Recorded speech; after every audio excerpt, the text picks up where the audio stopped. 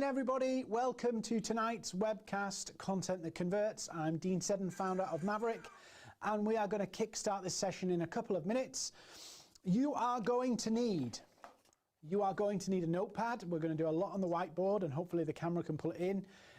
If you need a replay of tonight's session, you can email us at the emails on screen somewhere here. Drop us an email and say, hey, can I have the replay link? Excuse me. That's not what you think it is, by the way. We'll also, I'll reference some resources tonight that you can get for free.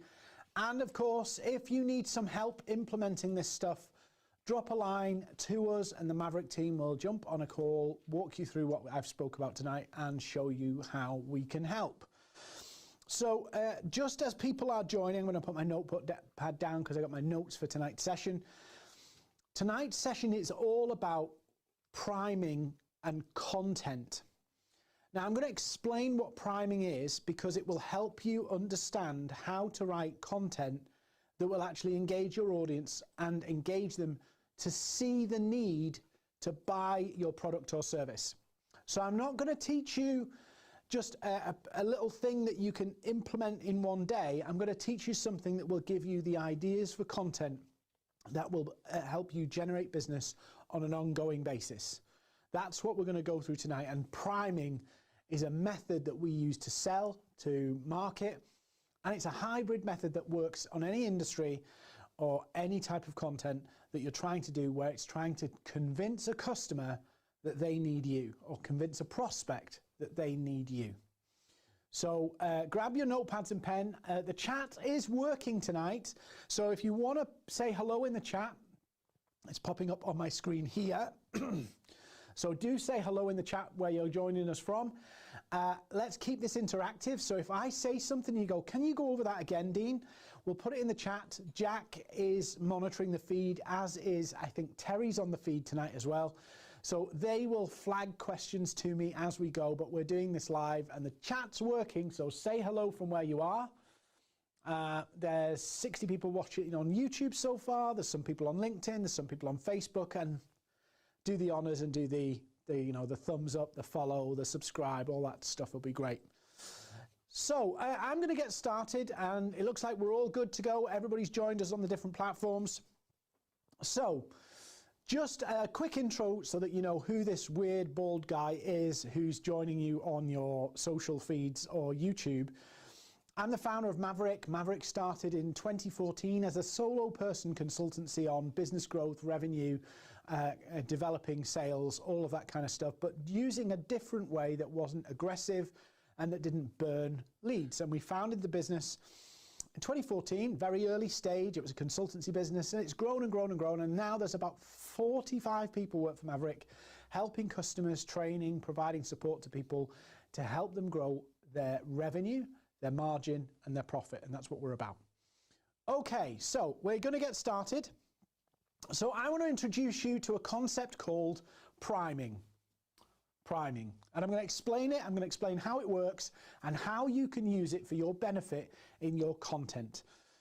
So priming is a hybrid strategy between sales and marketing.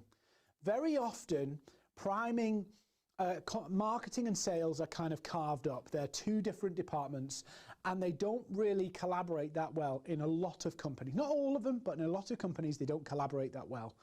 Priming is a crossover, and it can feel uncomfortable for sales and it can feel uncomfortable for marketing because it forces the two areas, the two disciplines to work together. So when we're talking about priming, what we're doing is preparing prospects so that they see their need. And I'm going to explain this in a moment in two different ways and how those two things correlate together. And then we'll look at some practical applications about how you can implement priming. Just before I do that, I'm going to flick to a slide to just explain why priming works. So this graph, this chart you will have seen before, no doubt. I'll put it on the big screen for you so you can see it. So this chart or this diagram helps you simply understand how a customer reaches a decision to buy. It's not a buying journey with your company. It's how a customer goes from where they are right now to deciding or seeing that they need a product or service.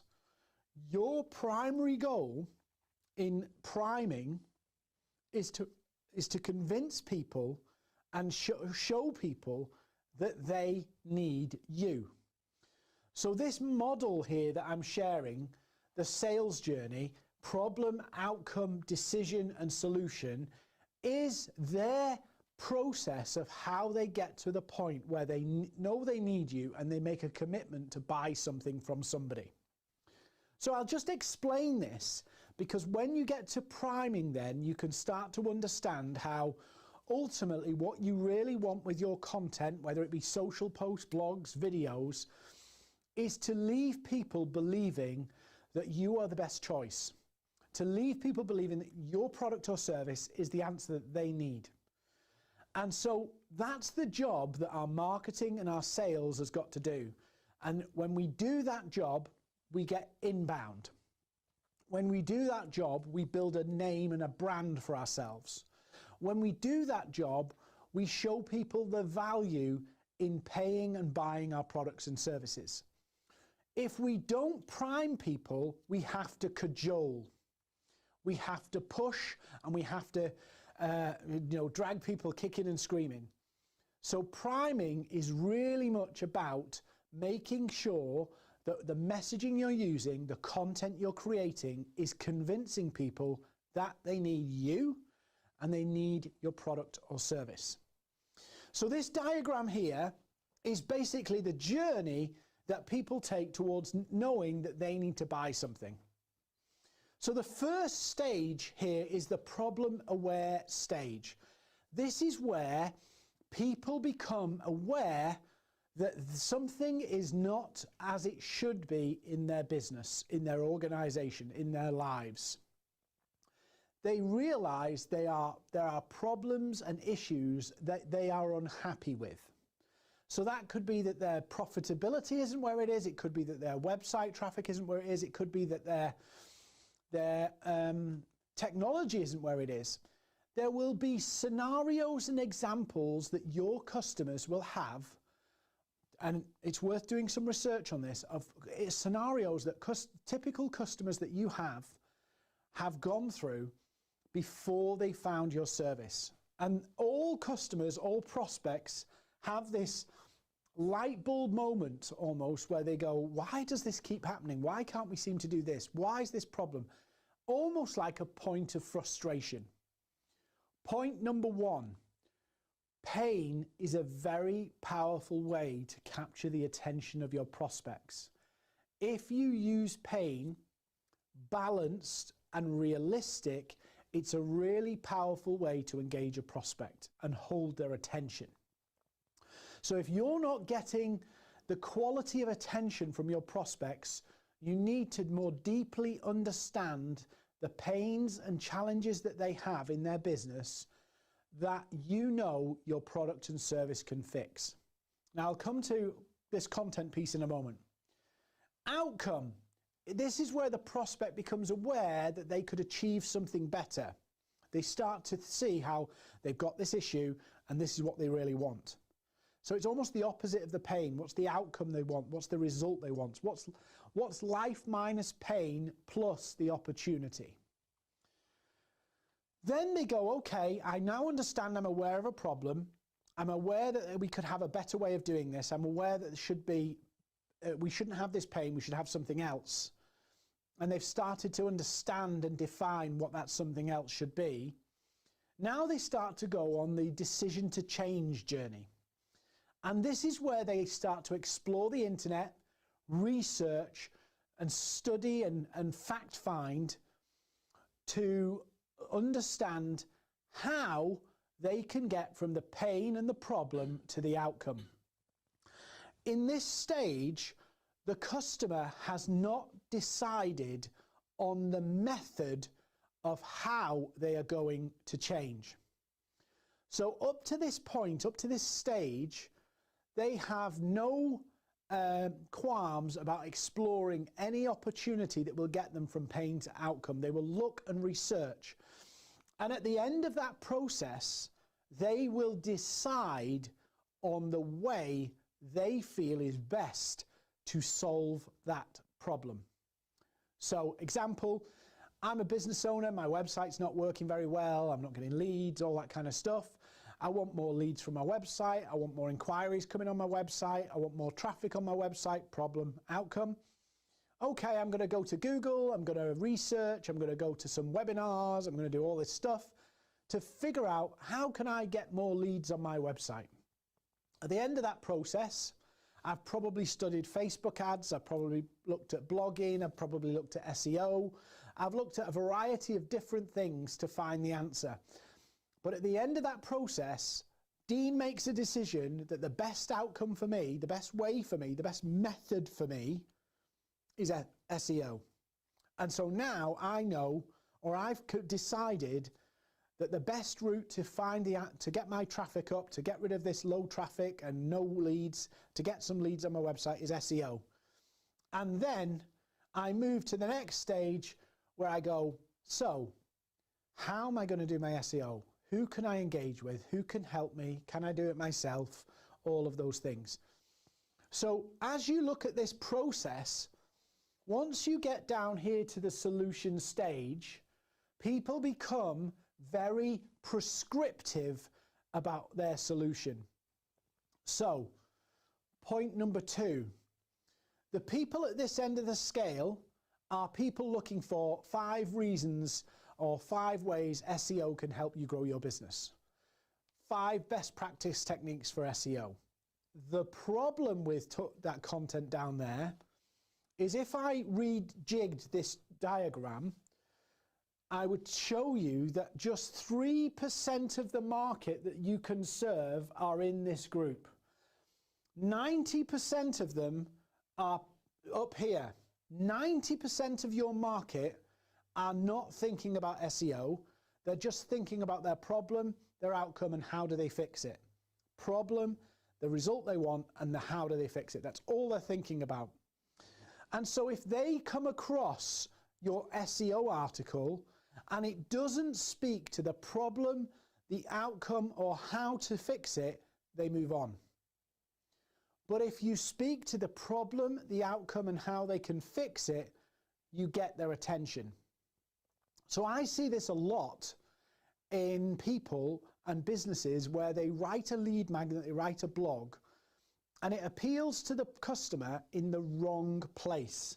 And so they wonder why they get a lot of people reading articles, but nobody sees the need for them. It's because they're speaking to a buyer who's already crystallized their answer. They're speaking to an audience who's more prescriptive. You're just as likely to find somebody down here, talking about at the solution stage, who is a tire kicker, as you are finding somebody who's genuinely interested. And the problem down there is it's more competitive, and so it's harder to get share your value because you're being compared probably against other SEO companies or what have you. So this is the journey people go on. And for you to make a sale, for you to convince somebody to make an inquiry, for you to help people see why they need you through content, you have to prime them with the content. So what is priming? What is priming? So priming is what we use in our social selling. It's what we use in our content. It's what we use in our strategy. It's a way to grow a business through business's revenue, margin, and profit. And so priming is this. There's 2 components to priming. The first one is they have to be aware. Yeah, and I'll explain what they are in a minute. They have to be able to relate. And they have to believe. So you're saying, okay, aware, relate, believe, in what? In what? And I'll explain how you do this. So I'll explain exactly how you do this. Obviously, we've got a limited time. We've got about another 40 odd minutes. And I'll just say hello to a few people. So we've got a PBM consulting evening. We've got Sergio. We've got MyFit. We've got Kieran. We've got Constance. We've got Huddleston, we got Abby, we got Olivia. Welcome, welcome, welcome. I should have said hello earlier. Do please put your questions in the chat. And if there's anything I go over and you think, Dean, can you just go over that again? I'm more than happy to do it. And I will have some question time at the end. So we've got to get people aware. We've got to get them to relate. We've got to get them to believe us. So then I want to show you the second part of this, which is your value, your offer, and you. So what do I mean? They've got to be aware of your value. They've got to be able to relate your value to their business. And they've got to believe that your value is good for them. Number one. They've got to be able to understand and be aware of how you can help them, your offer, how you help them. They've got to relate to how your offer can help them in detail. In other words, they can see, not be told, see how it can help them. And they've got to believe. Seeing something, I can see how that could work, and I can see that could work for us. I really think it could work for us, is two different things. So they have to be aware, they have to relate, and they have to believe to your offer. And finally, they have to be aware of you as a person or a business. They have to relate to you as a business, and they have to believe in you as a business. Now that might sound, well, I agree with all of that, Dean, but how do you do it? How do you do it? So let me just pick the value for a minute, because this is the clincher to most of the sales. This is the clincher to getting a higher price point. And if your content's wrong, you will appeal to people who want to commoditize you. So how do you get people to believe in your value and understand your value? Well, it actually comes back to the diagram I showed you earlier, this one on the left. And I'm going to try and do it. I wasn't a maths teacher, by the way, but I'm going to try and do it. So we had an argument in one of our accelerator groups earlier about this. X plus Y equals V. X is their destination. So make a note of this. X is the destination that people want to go on. Can you see this okay? X is the destination that people want to get to, the outcome, the result that they want to achieve. Y is where they are right now, the challenges they have in their business right now. So quick tip, go and do a big brain dump of all of the big benefits you can deliver for a customer as a result of them buying your service. That's Y. Then the X. The Y is all the things that are not working quite well, the frustrations, the challenges, what's taking longer, what's holding them back, all the negatives of them not having your service right now, the downsides of them not buying your product. Yeah? So X plus Y equals your value. In other words, the outcome you can deliver and the pain you can fix, those two together, added up in the customer's mind, not being told, added up in the customer's mind, shows them how much of value you bring. So, obviously it's not always numbers, it's not always maths, but what I'm trying to get you to think about is that if you can bring £1 million of new business to their company, let's say, and the current problem is that they're losing sales, they're losing ground, that is the value you can deliver. That's the size of the opportunity and the value for them. That's the value for them. So if you have £1 million problem, there has to be £1 million worth of value for them. And that's what they buy against. And they buy against that if they believe you. So your content has to show people, make them aware of the value you can deliver. And that's not just about throwing numbers out and pound notes out and all that stuff. It's about showing people the reality of the frustration of where they're at right now and the opportunity of where they want to be. A couple of sessions ago, I did a similar session like this, Content That Converts, and I talked about the 5 and 6 Ps. If you want a copy of that video, it talks about that the only way to really show value is not to just talk about how amazing you are and how much results you can bring, but it's to hold in tension the pains of where they are right now alongside the opportunities of what they could like. if they fix this problem, if they got rid of these pains, what could they achieve? And if you can start to write these two things down from the customer's perspective, it will give you no end of content ideas, and it will give you a real way to draw people in, because we're attracted to pains that are relevant to us. So if I see something that's relevant to me, I will read it because that's something that's affecting me. Yeah, something I'd like to have doesn't quite help me, but something I want to get rid of gets my attention. So think about it like this. If customers had your product or service, what would they get rid of in their business? What would there be things that would no longer happen? What would be the annoying things that could disappear? Think about those. Now, when we come to writing content, and we got loads of sessions on this, we got boot camps, we got accelerator program that helps you implement this to generate leads. But when it comes to writing content, you use the two things together, because the two things together really showcases the value.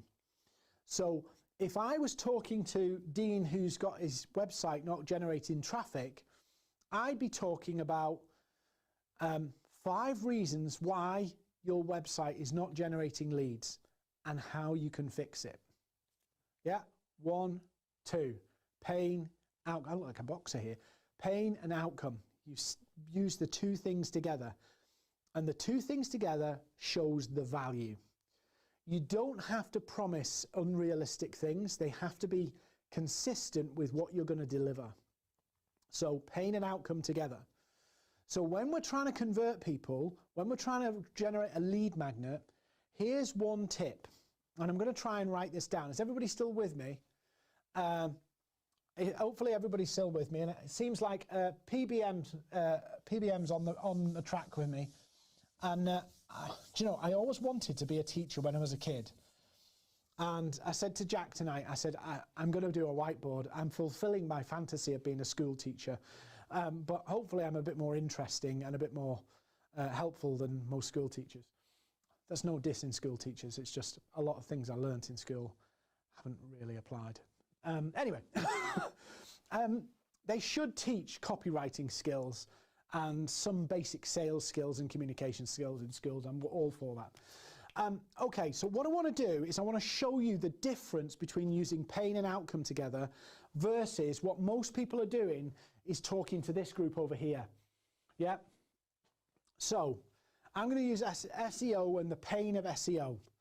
So I'll do the solution one first.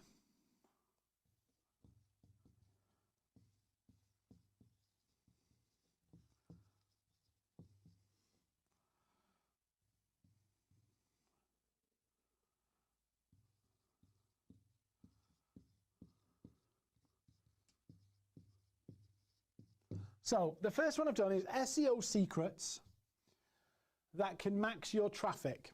So why is this more solution centric? Because I'm talking about the solution in the front line. So if the customer's like, I'm not sure what's going on here, yeah, I'm not sure what's going on here, and I'm not sure why, but I want more traffic, but I don't know what the answer is, I've immediately loaded the title with people who are looking for SEO. So what can I learn from it? Number one, I can learn people are looking for SEO. So if they're not looking for SEO, they may not be interested. But I've attached it to an outcome. So from this title, I can learn that SEO, they're interested in SEO, and they want an outcome. So that's not bad as a title for this group of people. But for the other groups here, it's probably not as relevant. Probably not as relevant. So if I look now to go, okay, how do I appeal to all of the people, but particularly the people down here where they're not sure of the answer, and I can draw them in, educate them with me, prime them with me, and priming is just consistently sharing messages about pain and outcome so they're aware of you, they can relate to you, and they can believe in you.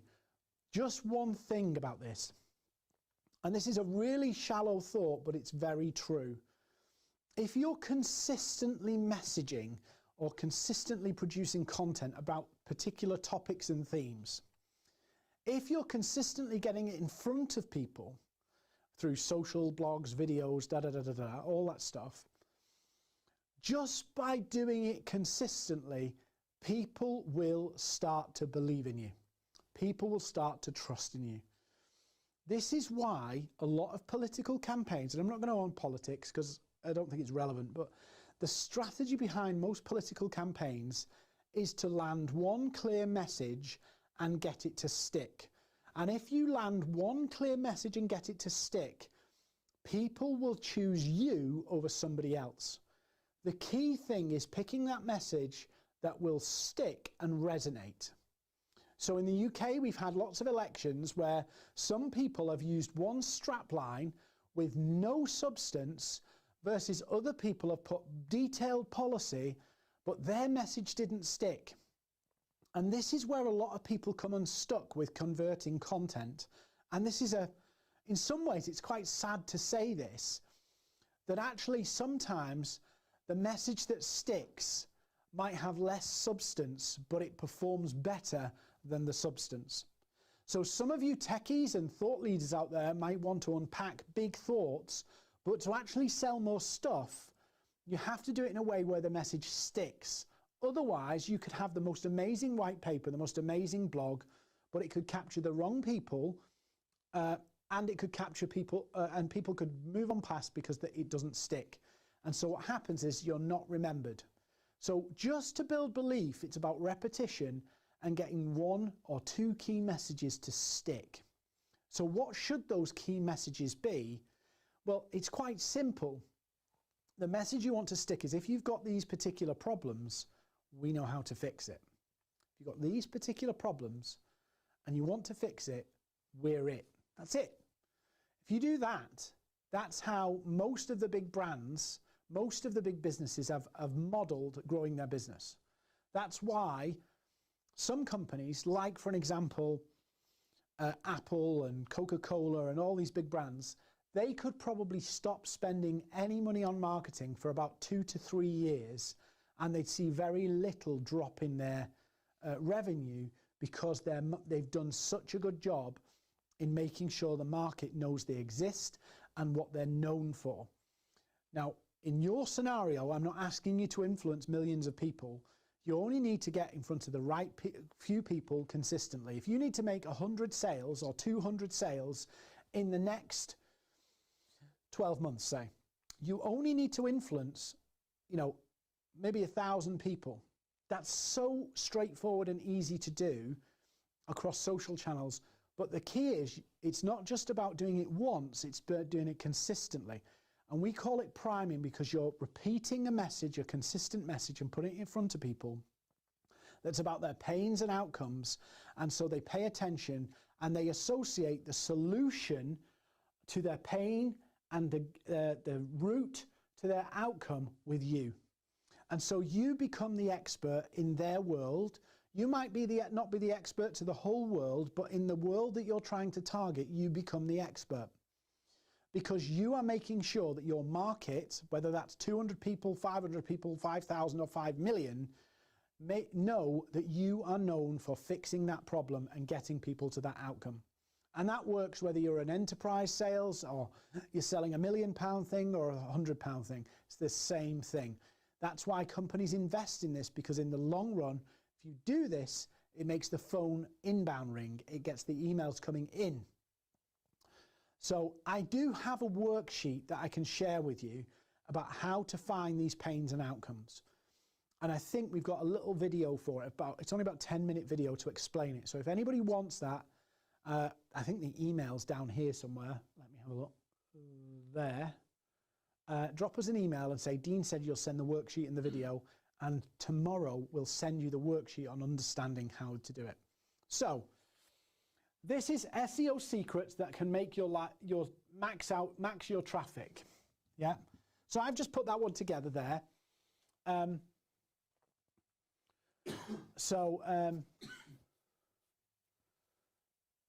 one or two, so PBM's just, is that one message per post or 1-2 message over all posts? It's 1 or 2 messages over all posts. So the theme, think of it like a theme. The key message is, if you've got these problems and you want this outcome, we're the people. That's the broad message. And then you start to define the problems and outcomes, and they become the key messages held together. So, and you can put that consistently across all channels. Some channels, I would also say, from a management of time and ROI point of view, if you're going to implement this across social media, pick one channel and go all in on it. Put every effort into it. Yes, distribute the content elsewhere, but make one channel work first. You cannot afford to split your time or add more variables because the platforms are different. So you try and make one size fits all for very different platforms. So obviously you'll know my main profile, my main platform is LinkedIn. So a lot of what I do, I apply for LinkedIn, but it actually works in all the different places. It's just slightly different for each platform, but the priming concept stands. So yes, Ely's asked for the worksheet. Just send us an email. Please don't put your email in the chat because we can't get that tomorrow very easily. Drop us an email and say worksheet and video, please send, and we'll send it to you tomorrow. So this is the title for the solution-centric people. So let's have a look at one that's pain and outcome-centric. So why your website is not generating leads, and it's a bit long, but how to fix it. Right, so this is a bit long. I'm improvising the title because I used the example before. But why your website is not generating leads and how to fix it. So who does this appeal to? So it appeals firstly to somebody with a problem. And secondly, it appeals to somebody who wants to fix it. Who do you think you'd have a better job selling to? These people, if you do this article and explain to them, help them understand how and why their website isn't generating leads, and then you give them how or why or a method that they can fix it. Not the step-by-step instructions, but a method, a process of what they need to do, high level, to fix it. You will get more interested parties from this than you will from this, because you immediately narrow people to a specific solution, whereas the vast majority of your market haven't even decided on a solution. So we've got somebody here who's got a problem and wants to fix it, and they're reading this article. By them clicking and reading this post, you can infer, whether this is a lead magnet with an email download, you can infer that somebody downloading this is either very, very curious about you, which is a good thing, or very, very curious about the problem and outcome. And so you're immediately identifying somebody's downloading this who has a need. This one doesn't tell you anything about their need. It tells you that they're curious about SEO and they want an opportunity, but it doesn't tell you about their need. And there's a difference between a need and a want. Want, need. Does that make sense for everybody? What else could you say? You could actually do it slightly different, Rachel. Rachel said, what else could you say besides repeating how you can fix it? You could actually say 4 reasons why your website's not generating any leads. You don't have to put the outcome, because the thing is the need. So if they want leads and it's not generating, they want leads not generating. So the other one is you can use the word without. Now, just another resource here, and again, I'll point down here to the email. We actually have a headlines template sheet. We've collated loads of different templates that show how you can find need in the titles and structures of articles and content. So if you want that, just email us. It's called the headlines template. We'll send you a copy. Again, it's all free, so that you can understand, oh, I can see how I can put this together now. This will help you understand this person has a need. So imagine this. Imagine I make a lead magnet. Imagine I make a PDF, and I build this PDF to explain to people why they're not getting traffic, and a very simple process, high-level process of what they need to do to fix it. So not high level enough that they can see it, but not high level enough that not detailed enough that they can actually do it step by step. And I put this together and I put a call to action on it to say you can have a strategy call, or if you're looking to really scale it up, perhaps you're looking to get your traffic from 5,000 views a month to 20,000 views a month.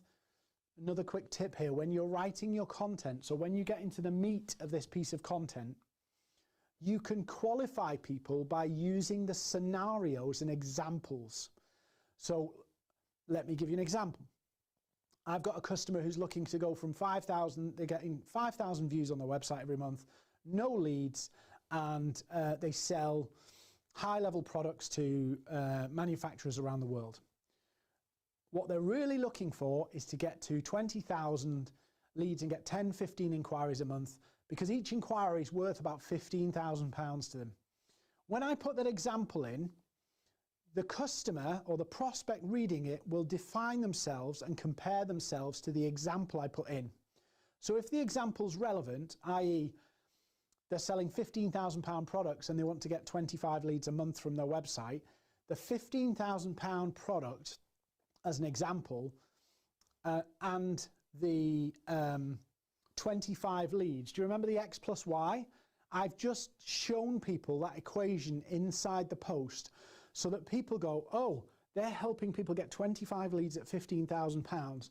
So it immediately helps people frame. I'm not saying that, you know, just examples. I'm not saying you have to put real stories or make up stories. I'm just giving examples you can put in to content. When you put, they're looking to get 20, you know, as an example, a company that sells a £15,000 product, they've been getting 5,000 views a month on their website. Their bounce rate's 80 odd %, and they're not getting any leads, and they sell a £15,000 product. What we can do is, a company like that, we can help them by building this process and show them how they can go from 5,000, get their optimization up, and get maybe 25 leads in a period of time. The customer will do that X plus Y maths in their heads and go, oh, these people help people generate hundreds of thousands of pounds worth of business. So they immediately qualify their budget against your example. And so when somebody makes an inquiry, they actually make an inquiry now realizing the value of your service. So your content is getting the attention and qualifying people at the same time. Hopefully that makes sense. Yeah? You still with me, everybody? Hopefully that makes sense. So the examples you use inside the content can help qualify people so that when you put a call to action to say, if you'd like to know how we can show you get to these leads, book a call, you can actually show people, it qualifies them inside that scenario. So yeah, it's spin selling, value selling, pain selling, gap selling. There's loads of different, but priming is something you can do across all channels. So we've qualified the person where their need is established in the title. Everybody's still with me? Say hello in the chat if you're still with me. Well, I'd say wave, but you can't wave. Well, maybe you can do the emoji wave. So priming is about creating that rhythm where you're consistently putting out content. Now, there's one bit that you might find uncomfortable. Well, Abby's still with me, and MyFit's still with me, so brilliant. There's one more bit that you're not going to like. Everything I'm teaching you and everything I'm sharing tonight will be theory until you implement. What do I mean by that? Well, that's common sense. Most people learn this, start it, and quit it. They don't see it through. And part of the process of priming is that you do things to actually get your message out there and learn how to tweak the messages slightly to get the attention and to get the interest and to find the need. So I encourage people, if you're on LinkedIn, you'll see me, I encourage people to post on LinkedIn every single day. I'm there every day posting, posting, posting. And the reason I encourage people to post every day is, one, social media it's an expectation you post every day these days. If you're not posting every day, you get lost, you get left behind. But also it's so that you can learn what works. You will not learn what works by posting once every blue moon. You have to learn consistently, week on week, day by day, and you can go, that one really worked, that one sucked. How can I fix that and adjust it? And I encourage people to do this. And I want to give you one more example of how you can find the need. And I'm going to show you how you find the need in a social post or a social poll. And I'm going to show you that now. So everybody's good with this. So you, if anybody wants the titles headline sheet, just email us and we'll send it through. And I have said to the team, if anybody gets onto the webinar and they go, oh, I'd love to just pick somebody's brains for a couple of minutes, please feel free to email us, or maybe Terry will put a link in the chat. And if you go, I'd love to pick somebody's brains for a couple of minutes, no pressure or anything, they'll just get on and help you. Particularly with this next piece that I'm going to show you, they'll jump on a call, walk you through this in a bit more detail. And obviously, if you want to know more, you want to know more. But if you don't, you don't. But we'll show you this. So if you want to unpack this a little bit more, Terry will put a link in the details.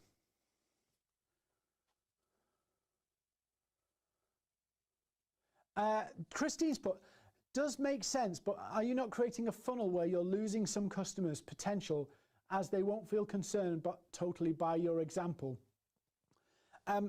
Christine, what you're doing is you're not using necessarily verticals, but you are qualifying. One of the things that people try and do is they do lead magnets, get lots of leads in, but very few of them convert because the need isn't established. And so what happens is people get burnt in that process. So priming is about finding the need and nurturing the people who aren't there yet. So it may well be that this lead magnet or this piece of content you do right now is narrowing and finding the need. But as you learn, you'll learn that actually if I talk about this pain, particularly with this challenge and this outcome, actually it builds the same message, but it's more relevant. So there is a narrowing, but the narrowing is not eliminating. And so in a classic funnel or in a classic sales cycle or lead generation campaign, you get a load of names in and then you nurture them by email with more emails, more emails, more emails. But let's be honest, how many of them actually buy? It's not a lot. A lot of them, they just float round. So the nature of lead generation and marketing is that you're finding the need. The question is how you find the need. Do you eliminate, as in, do you exclude people by unsubscribing or not capturing, or do you nurture? And it's very fine line between the two. You may have seen me rant on about cold messaging and pitching people cold. One of the reasons it doesn't work, despite 72% of people saying that they're open to cold messaging and cold outreach and cold emails, despite 72% of people saying they're open to it, the success rate is 0.4%. In that journey of doing stuff like that, that means that a percentage of people eliminate themselves. In other words, they say, this is out for me. What we're trying to do is draw people in who have a need, and you position your examples around the sweet spot that you can sell to. And the reason I say this is if you're selling a £25,000 product, if you use an example that's relevant to a £25,000 spend, so for an example, I'm not saying that you have to use a manufacturing company, but let's say a company's trying to generate 25 leads and each lead is worth, each sale that they're trying to generate is worth more than £10,000. What I'm doing is I'm knocking out the people who have got a £500 sale. because I can't help them with my SEO service because my service is going to be £25,000, say. So by using an example around the value that you deliver, you knock out or you remove from the process the people who would not buy your service, the wrong people who have the same need. Because wherever you appeal to here, the beauty of this process, it has wide appeal to anybody with similar problems, but you will gain an audience of people who resonate with the problem but may not be your customer. That's okay because they give you your brand and your message legs. But when you go down to the bottom, you're still only appealing to the people who have a desire, a want, and they may have very prescriptive terms. So it may well be, as Christine was saying, do you not remove people from the process? You probably remove more people from that process at a later stage where you can't get them, or they remove you because you don't meet their criteria. So what was I going to do? I was going to show you one more thing about how this works. So let's say, for an example, I was doing a lead magnet campaign or a lead generation campaign, and I've got my PDF and I've pain point centered it. Yeah, so it's all pain and outcome focused. Now, if I put that out there and I start to promote it, I will get the people who have the need. So I'll get lots of people who have the need. So the key is to invest time, not to just jump in and go, I'm going to write something now. And we have another thing, a framework, content framework. In fact, I think I've got it in the slide deck. So let me see if I can show you. So this is the example sheet that I've got, how to generate, I'm in the way, how to generate your pain points and your outcomes and find them. But then we have, this is the headline sheet, which I'll share with you. So if you email us, we'll send this to you, and it helps you understand what pains and outcomes and titles you can use. But then this is the 5 Ps that I can share with you as well. But this is the framework I want you to think about. Now, it gets cut off at the bottom here on this screen. But when you're starting to do this campaign, the first order of business is to understand, who is this for? This is the way you should write content. First question, who is this for? What problems do they have? What's in it for them? What's in it for you? What's the next step? What do you want them to do as a result? And then, what's the killer title? Do not write the title first, because you will waffle all over the place. Go, I'm writing to business owners. They can't generate leads from their website. I'm going to give them 5 tips that will help them, or I'm going to show them why they can't. I'll come to a quote in a minute, but it's really important. So somebody give me a nudge in a minute to remind everybody of this quote, because it's really important.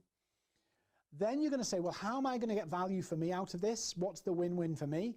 So am I going to put a call to action, an action to book a strategy call? Am I going to tell them? Am I going to capture their data? What am I going to do to help me? And then what's the next thing that I'm going to get them to do? So for an example, what's in it for you? It could be that you're going to get them to download something. It could be you offer them something to download. It could be that you invite them to something. And then what's the action? What do you want to tell them to do? Then you find the title. And there you can see 3 examples I put on screen. Now, one of the big sins people make is they decide on a really good article and then they go through it, write it, not very specific to anybody, and at the bottom they just dump a call to action.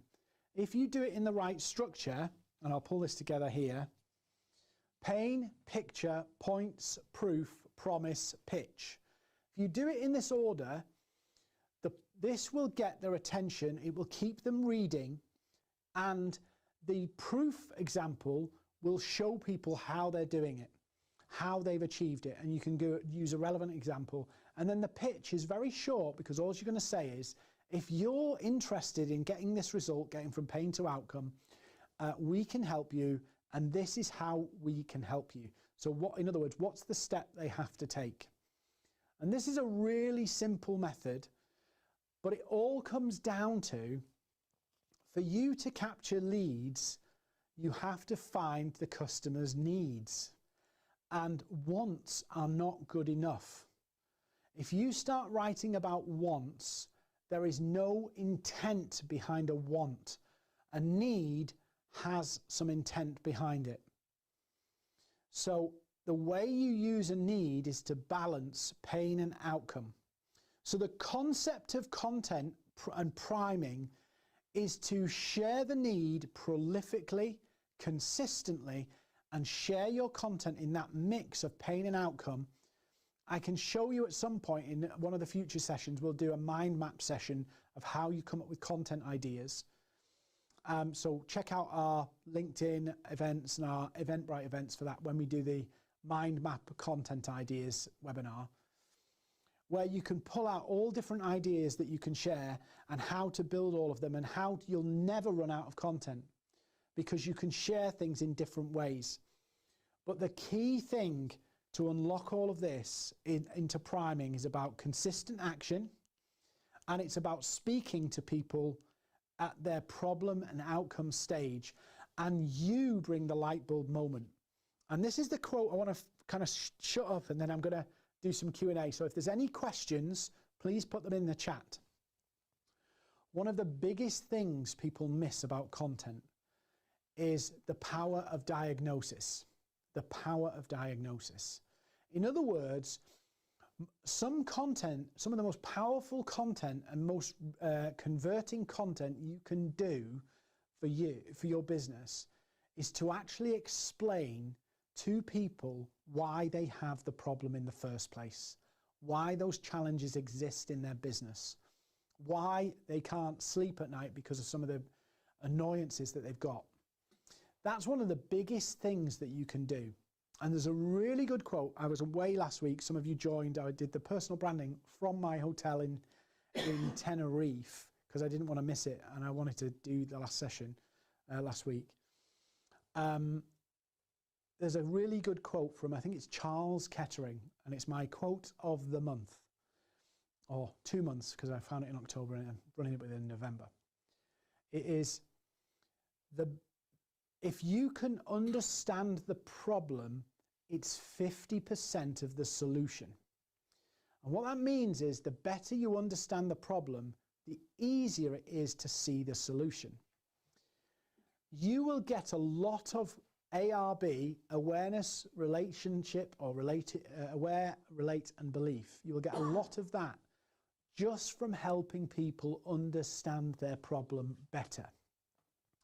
So focus in on, how can I help people understand their problem better?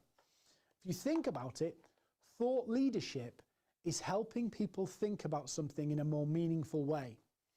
So if you look at some of the products and services you offer, and then go, what are the problems that some of our prospects and customers will have in their business because they need our product or service? And you start to help people explain and understand how those problems can happen and why it happens and why it's difficult to solve, and really diagnose that. You'll get a lot of credibility, you'll get a lot of reach and a lot of what I call market authority, because you're accurately describing the challenges that people have. And most people don't want to do that content. They want to do the optimistic, pain, the outcome-centric stuff, 5 ways you can make $1 million or whatever. But they don't want to explain to people why they haven't made $1 million already, why their business has struggled, why their business... And when people understand the problem better, they become better to make decide on a solution. And because you open their eyes, you're the expert. So it's human psychology, straightforward human stuff, but it's applied to content in a way that most people don't want to do or don't know how to do or didn't think of doing. But it's actually very persuasive, very powerful, and very engaging for people who have the needs that you can fulfill. So, questions? Lee Howger, is the problem stage mainly about creating tension? It's mainly about helping people understand the problem better, but helping them internalize that problem and bring it to the fore. I'd call it agitation. So for an example, Lee, if you ask one question in a post, you get a very superficial engagement. But if you ask two questions that are pain or outcome centric together, people internalize those questions and start to answer them in their own minds. They don't obviously speak the answers out, but they do internalize the questions together and they sink in because you ask two questions together, because now you got them to stop and think. So pain is about catching them where it hurts. It's relevant, so it's more poignant. Look at our own human behavior.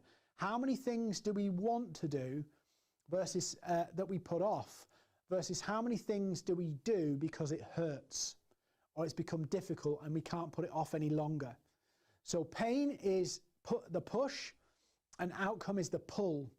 And if you use push on its own, it has an effect. If you use pull on its own, it has an effect. But push and pull together are very powerful. They work really well.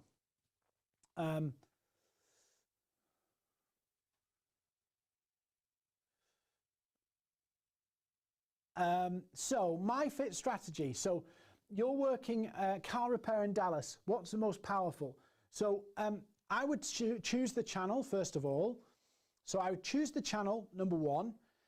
So by the look of it, you could work on, so MyFit, you could use LinkedIn and focus in on building your network and engaging your network in around Dallas. So that's the first one. So you could do that. I think for you, just because your customers will be transient in that they will have a problem at a particular time, I would focus on using a variety of content on feeds. I wouldn't go for blog posts because it's a lot of work for a transient problem. So, so I would focus on posting on LinkedIn by profile or person or company page. That's what I would do. The other thing you could do, MyFit, is if you wanted to do something around MyFit. Actually, I'll do it now.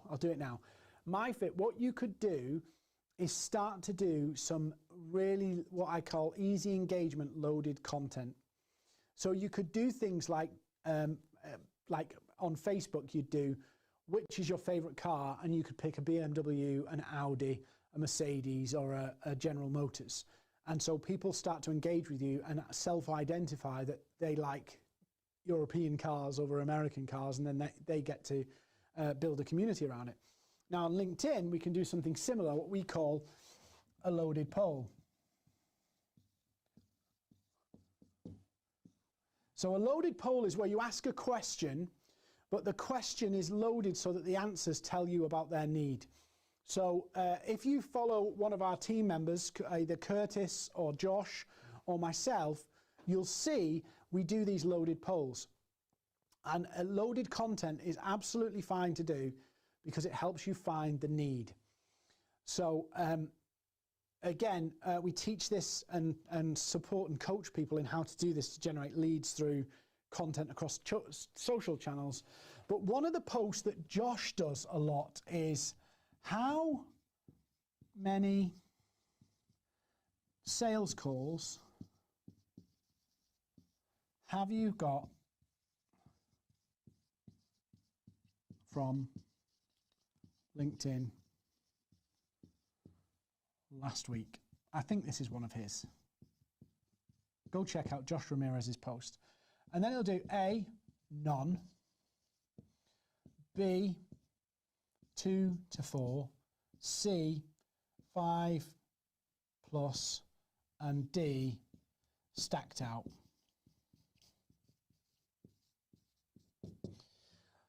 So this is what's a loaded poll. So if we look at this, loaded, how many sales calls did you get from LinkedIn in the last week? A, none. Do they have a need? Yeah.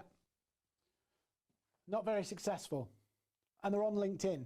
So they're answering the poll on LinkedIn and they're telling us they got no leads, no sales calls. Then 2 to 4, we can follow up with them. 5+, we can follow up with them. Stacked out, we can say, that's awesome. And are they converting well? Are you getting the right people? Are you getting the right conversations going? Are they turning into deals? So literally everybody on this poll who answers, we have a way to help them with their need.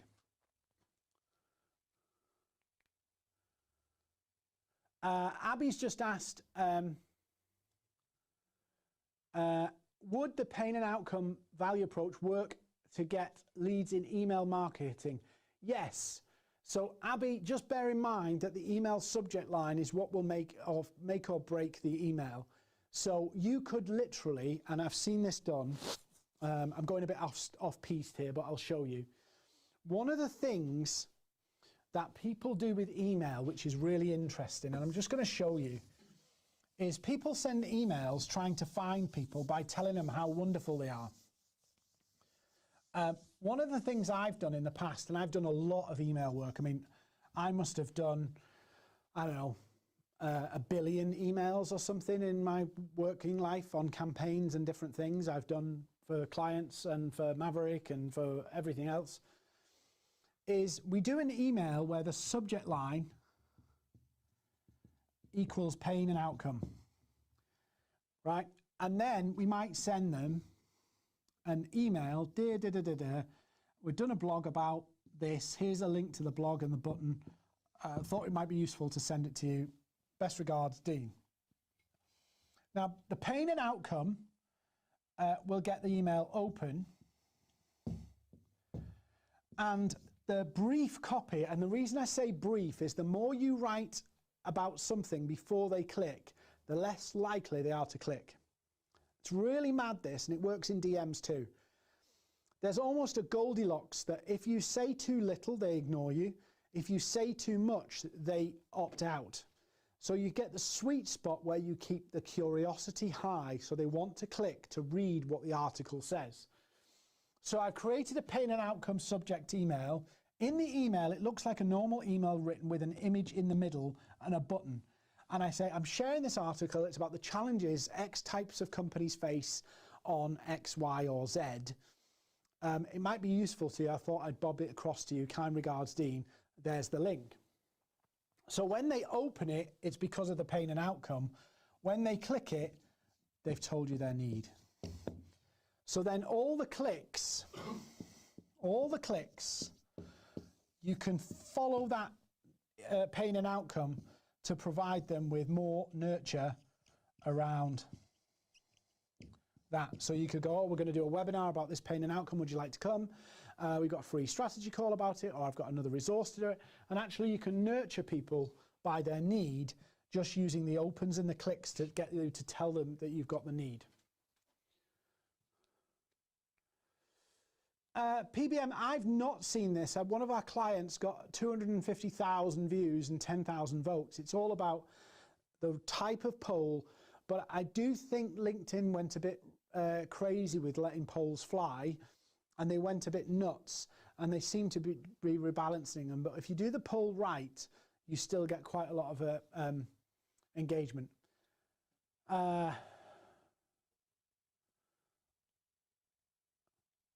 So, Constance, I would focus for yours on Facebook, and I would focus on probably ads. I did something about 5 years ago with Facebook ads, and I wrote a blog, a pain point blog, 5Ps, 6Ps, and I put £18,000 behind it with a lead form at the bottom. £18,000 a month. And we were getting about 50 to 60 submissions, and they were all ripe and qualified because we'd sent them a pain point blog about it. It was brilliant. It still works today. We don't do it as much. We did this for a client, but it was a pain point blog that was pushed out, and at the bottom, the people could inquire for more information. A bit like sometimes you see advertorials in magazines. You know, you see an article, and then at the bottom, there's like a little coupon page. Those work in a social media format, promoting an article that's got value and it helps people understand things a little bit more, and where they can submit some more information. Rachel, again, carousels with 5 tips and all those kind of things would work well on Instagram. Instagram loves reels. So my feed posts over the last couple of years have gone a bit crap, but my reels do quite well. So what I do is I post a pain point video reel. You check out my Instagram. I've just literally recycled my Instagram because I'd hammered it for other stuff over the years, and I'm just rebuilding it again. I've got rid of a load of stuff. But I do reels. My reels perform really well, and then I put it out as a post, and then I post it out as a story. And then I can reuse snippets of that or make stills of quotes from that and recycle them as well.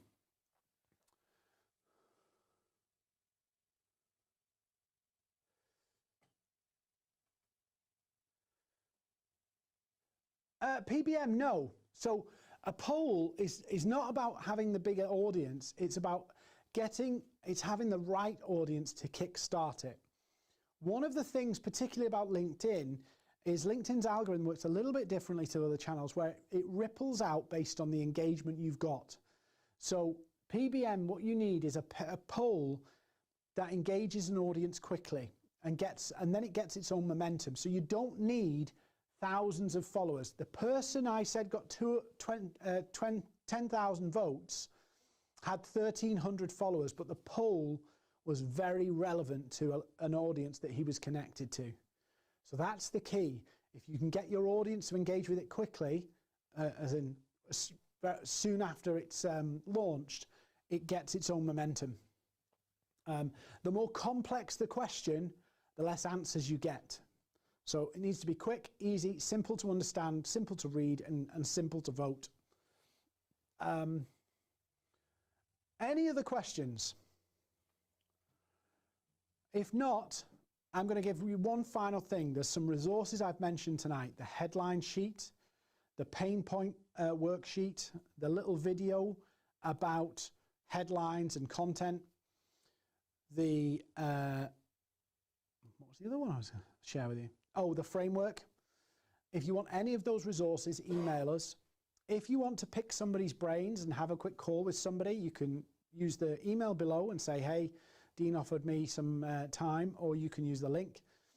And finally, maybe you're thinking about, how do I supercharge this and get this implemented? You can join us on our accelerator program. I'm not going to give you loads of detail about it. Our accelerator program is where we help you implement this week by week, every week. So it's not just theory. We go implement it, we look at it together, you join a community of people who are all doing the same thing, launching and implementing and tweaking and getting results and moving forward in their business. So as I wrap up tonight, straight afterwards, we're going to play a video promo for it. Again, if you want to know more about that, just drop us a line. The final request. So I'm going to give you all this free stuff. Please do the thumbs up, the likes, the comments. That's how our message gets out there.